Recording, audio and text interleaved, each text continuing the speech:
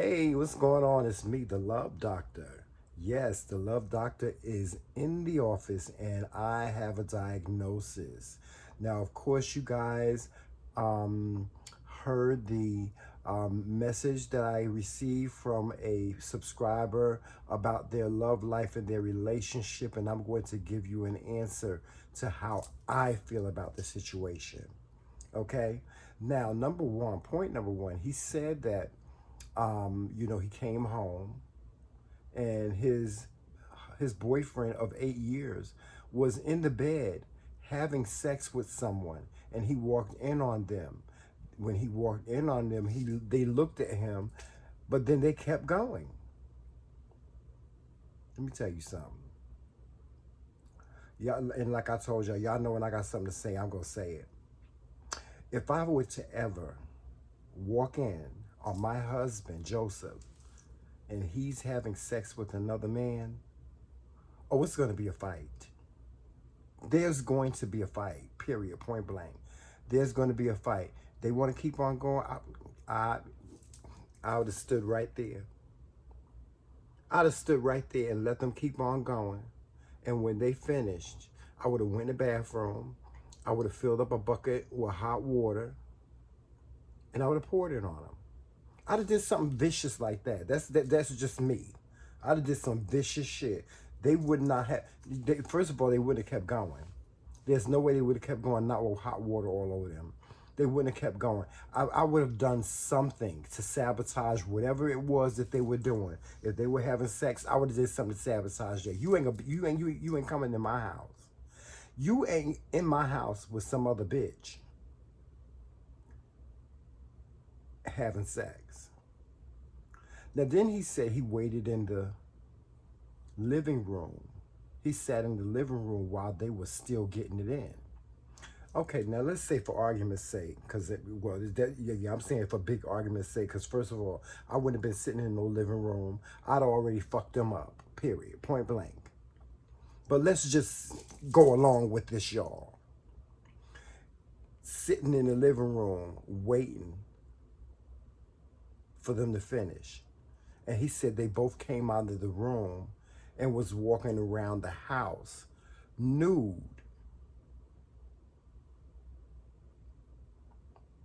That would have been disaster number two for me.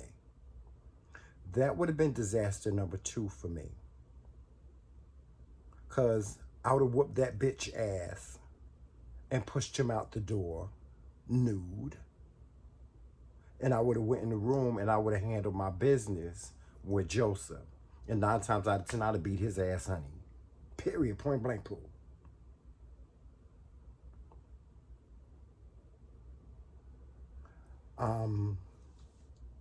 Now, point number 3, he said that the guy told him, his boyfriend of 8 years told him, he didn't want to be with him from the day he met him. He said, I didn't want to be with you the day the day that I asked you to be in a relationship with you. I felt like I made a mistake.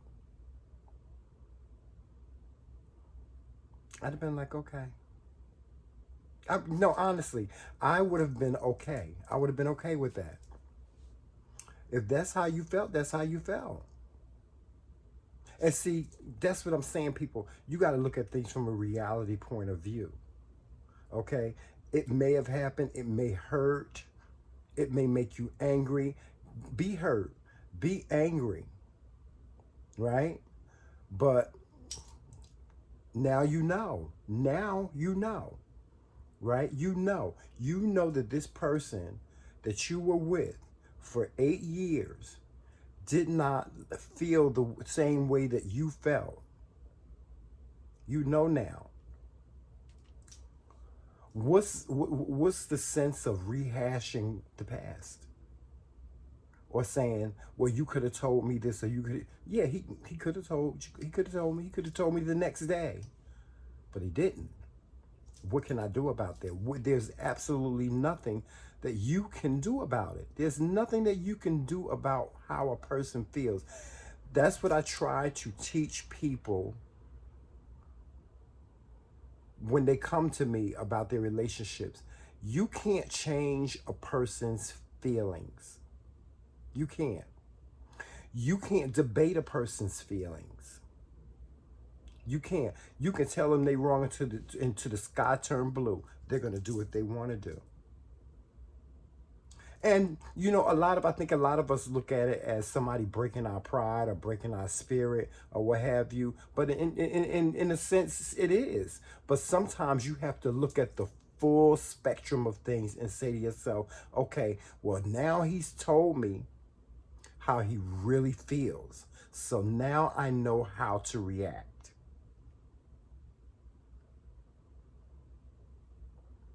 Okay? What's the reaction going to be? Is the reaction going to be you fighting him, beating the shit out of him, tearing his ass up, telling him he get the fuck out of my house and da da da da da? In a sense, it's going to be that way. Now, you can, and it can be that way.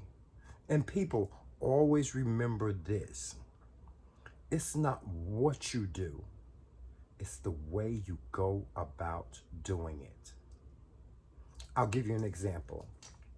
I was in a relationship with a guy many years ago, and I loved him. And when I tell you I loved him from head to toe. I loved everything about her. I was in love. We had a relationship. We were together for 6 years.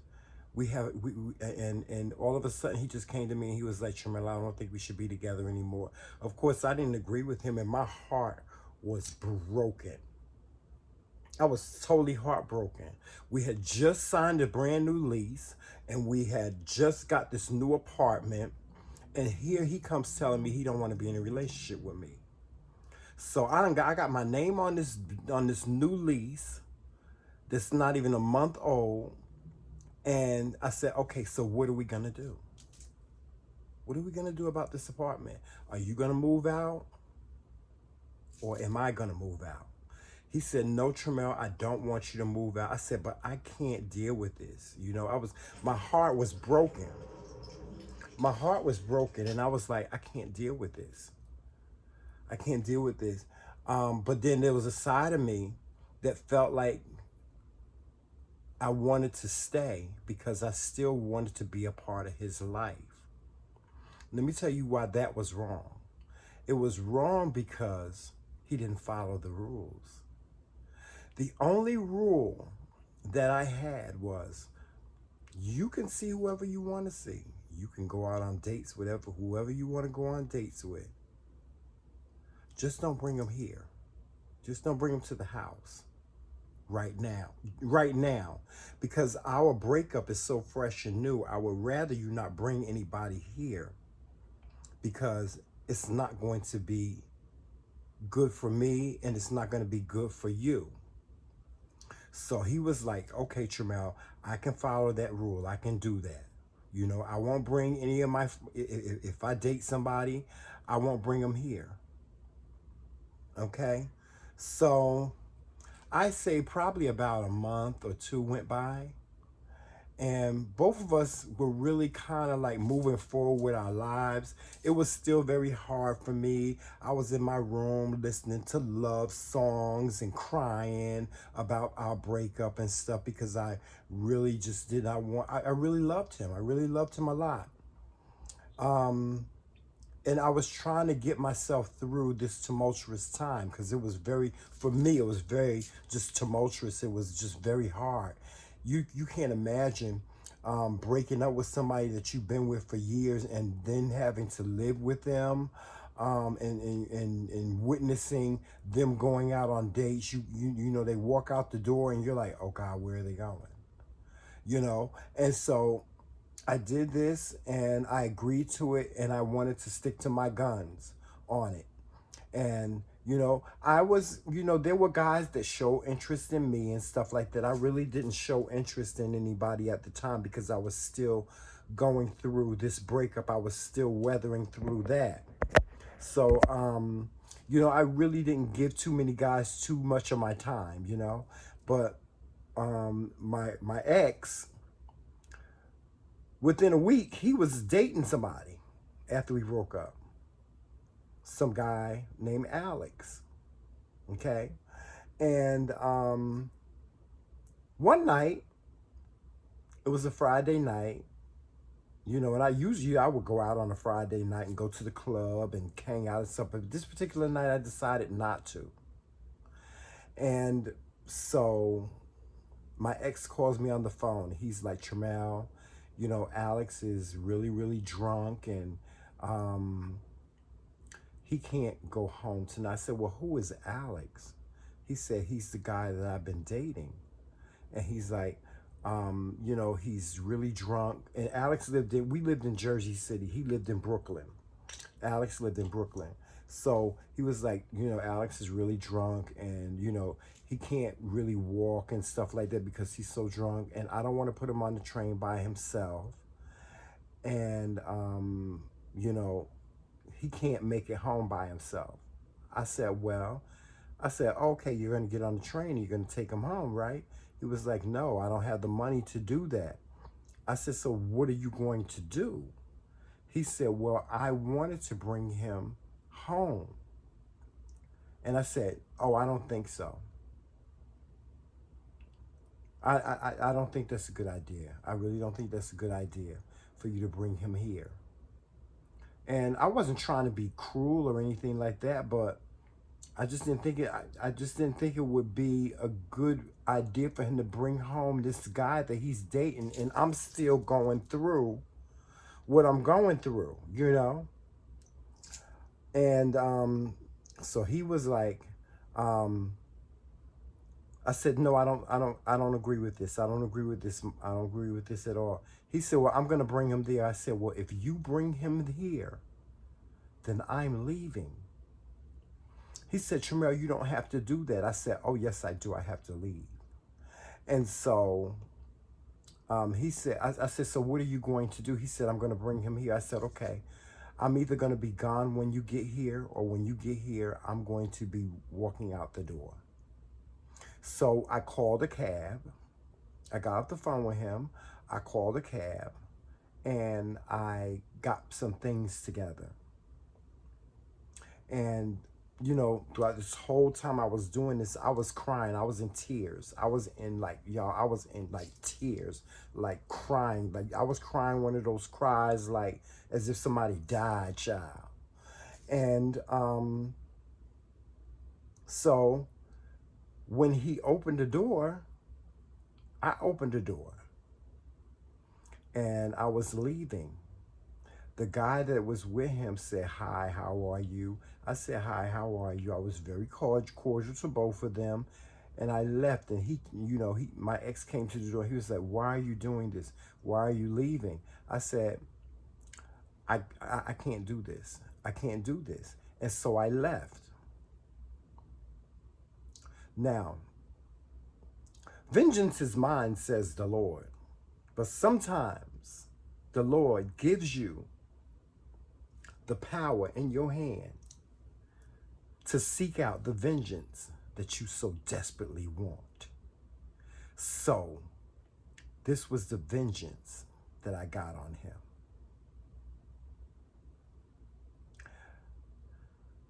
I went to a mutual friend of ours' house that night to stay the night.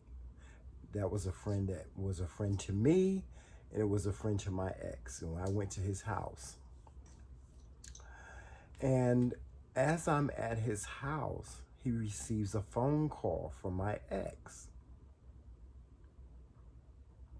And I'm kind of privy to the phone call because I'm in the same room. So I heard certain things on the phone. And then our mutual friend, he actually put it on speakerphone. And what had happened was my ex needed money to get to work the next morning because he didn't have any money. So he asked our mutual friend for money. And our mutual friend said he would give it to him. And he said, well, when are you coming to get it? He said, oh, just send it home by Tramel. He'll give it to me. Oh, Tramel will. Okay, now you done broke the rule by bringing this guy home. God knows what y'all did. it really doesn't matter what y'all did, because I know if y'all had sex, I don't know that. I mean, things were going through my head. And you need for me to bring you money that you need to get to work the next day. So our mutual friend came to me. He was like, Tramel, he was like, Mike, he told me to give you this money to bring home to him so he can get to work. And I said, okay. So y'all, I want y'all to know I got up early in the morning and I had my Walkman with me. I had back then they didn't have, like, you couldn't listen to music on your phone. They didn't have iTunes and all that stuff. All we had was you had either a CD Walkman or you had a cassette Walkman. So I had a CD Walkman, so I had my little Walkman, my little headphones and stuff. And just the vengeance devil, honey, that was sitting on my shoulder was like, it's a beautiful day. Just walk home. And that's what I did. I walked home. Now, mind you, where our mutual friend lived at was downtown. It was about 10, 15 blocks away from where I lived. So I walked home. And I got there, and he was standing in the kitchen drinking a cup of coffee. So I walked in, and I knew that he was mad because in order for him to get to work on time, he had to leave by 6 a.m. I didn't get there until 11 a.m. So I know he was mad, right? So he's standing in the kitchen and he's drinking a cup of coffee, and he got this mean look on his face, like he wanted to just beat the shit out of me. So I made myself a cup of coffee, and I was grinning like this. I was grinning the whole time. And he finally opened up his mouth and he said, Larry gave you some money to give to me to get to work. And I was like, yes. He said, well, Tramel, you know what time I have to be to work. I said, yeah, I know what time you have to be to work. I said, but and I tried to get here as fast as I could. He said, well, why are you just getting here now at 11 o'clock? I said, well, I thought it was a beautiful day. No, I said, I didn't have any money for a cab. And I did. I had money. But this is just what I told him. I didn't have money for a cab. And I didn't have money to get on the train. And I thought, wow, it's such a beautiful day. Let me walk. And that's what I did. I walked. He said, well, how fast did you walk? I said, I walked as fast as I could. A couple of paces, and then I would stop and rest. I said, I walked a couple of paces. I stopped. I got me a coffee and rested. And then I started walking again. And I explained to him how I walked, and he just was not satisfied with my answer. And he just got belligerent and wanted to fucking fight me. So he grabs a knife out of the kitchen drawer. And when he grabs this knife out of the kitchen drawer, I grabbed the knife out of the kitchen drawer. And he was calling me all these names. He called me you was a poor bitch. Because he thought I didn't have no money. Because I didn't have a job at the time. Now, let me tell you something else, ladies and gentlemen. When you are living with someone and you ain't got no job, you need a nest egg. Always have you a nest egg. I always make it my business to have a nest egg. Because you never know. Anything can happen. Your mama can die, or your father can die. You need to get on a plane and travel back to another state. You never know what can happen. Always have you a nest egg for circumstances like this. This is what he said to me. He said, I'm sick and tired of you. I want you out. I said, but what about the lease? Because, see, I had already made up my mind I was going to leave. Before he even said anything, I had already made up my mind I was going to leave. I said, but what about the lease? I said, my name is still on the lease. He said, don't worry about it. I'll get your name taken off the lease. I can pay the rent by myself. I said, okay. And when I get home today, I expect for you not to be here because I'm having some more company. Oh, okay. All right. I mean, and he continued to curse me out, call me all kind of names and stuff like that. And I was like, okay, all right. Now I'm about to leave and I'm about to go to work. And he left and he went to work. Now here's the tea he. See, let me tell y'all other ones that be trying it, that be trying to try it, Miss Sing, trying to do stuff, trying to be fierce. When you ain't fierce, you got to remember. See, when you being fierce and you being shady, you got to remember your fierceness. You got to remember your shade. Now, you told me to get out, bitch. You told me you wanted me out. You told me you wanted me out. You didn't want to see me anymore. You didn't ever want to see me again. And I'm cool with that. I was cool with all of that because I didn't want to see him again. I was too heartbroken. I loved this man. I loved him for 6 years, and all of a sudden now our relationship is over with. And a week later, you in another relationship with another brother. So I loved this man. I did. I loved him. And so this is the big T he. See, this is what he forgot. What he forgot was how he treated me, number one. How he disrespected me. He forgot that he disrespected me by bringing this boy home in the first place. Because the rule was, you can date anybody you want to, just don't bring nobody to the house. Out of respect for each other. I don't want to disrespect you, you don't want to disrespect me, but you broke the rules first. You broke the rules. It didn't even take you a week to break the rules, but you broke the rules. So the big T he was this. When you told me, then you want to pull rank on me and tell me you want me out. Okay. But what you failed to realize is the electricity was in my name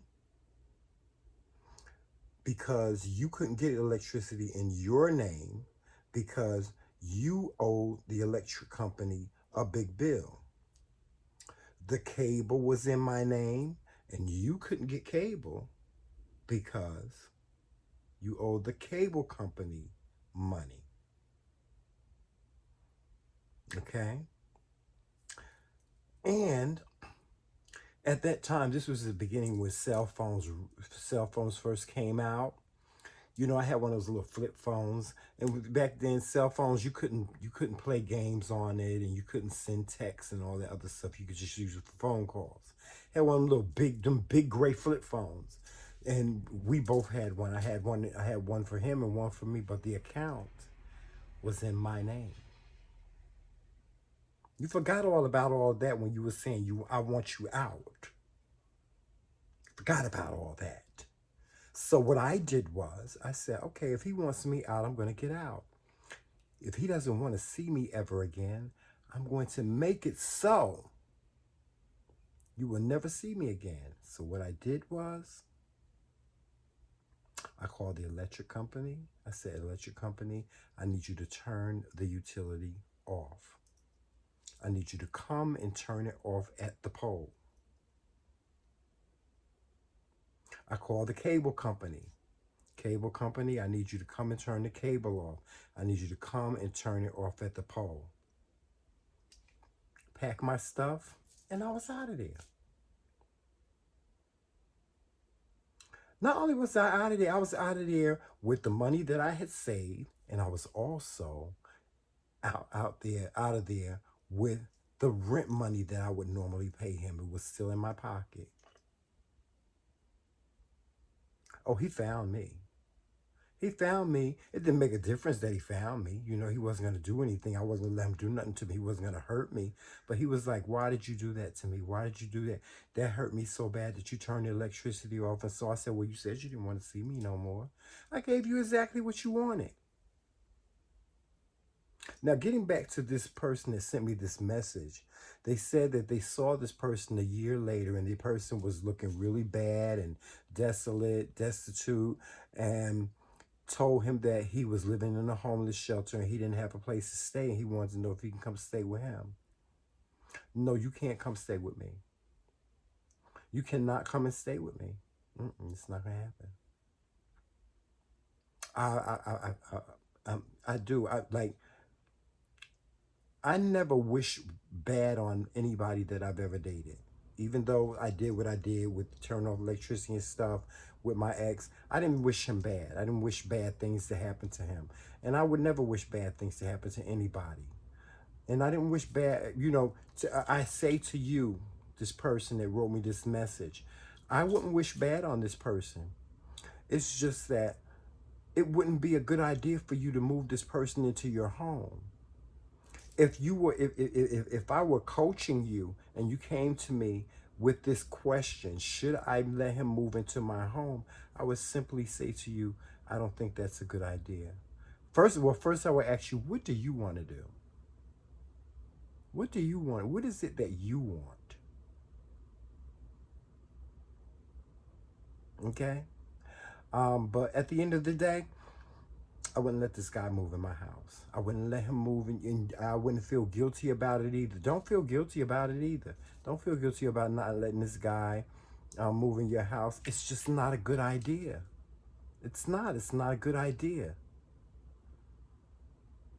What would you do moving this guy back in your house? Are you going to get back together with him? Are you still not over him? Now, if you ain't over him, it's really not a good idea for you to let him back in. He's not your responsibility anymore. You're not in a relationship with him anymore. Don't do that. Don't move him. Don't let him move back in. You were already used once. You were used for 8 years. He told you the reason why he stayed with you was because of your money. Don't get used again. Don't be used again. Don't let this guy move in with you. That would be so wrong of you to let him move in with you. You would set yourself on a path of just total negativity and turmoil. Don't do it. That's my answer. That's really my answer for everything. First of all, I wouldn't have put up with what happened in the beginning with them, being in the bed, and I'm coming home to that. It just wouldn't have happened that way. I wouldn't have been waiting in the living room for them to finish. They wouldn't have finished. They would not have finished. It would have been finished as soon as I got near and saw them in the bed together. I would have been getting my 9. I'd have been getting me a knife. I would have been getting me some type of weapon so I can kill both of them. I would have been in jail. I'd have been in jail. Honestly, I would have went to jail that day for beating somebody's ass. I would have went to jail that day. But if I had let it go to the point where I was sitting in the living room waiting for them, I still would have went to jail because I would have waited for them to come out that room and I would have wore both of their asses out. Period. And if I would have saw him a year later, I would have cussed his ass out. There wouldn't have been no conversation. He wouldn't have even had an opportunity to ask me, could he come and live with me? He wouldn't have had that opportunity. I'd have cussed him out. I'd have cussed him out and told him to kiss my ass. I cussed him out, child. I'd have been like, you ain't got no place to live. Good, nigga. Good. I'm glad you ain't got no place to live. That's what your black ass get for doing what you did to me. Karma is a bitch.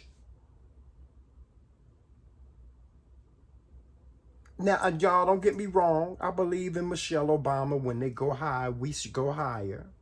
But sometimes you got to go to hell on a bitch. Sometimes you got to go to hell on a bitch. And that's what I would have done. I'd have went to hell on a bitch.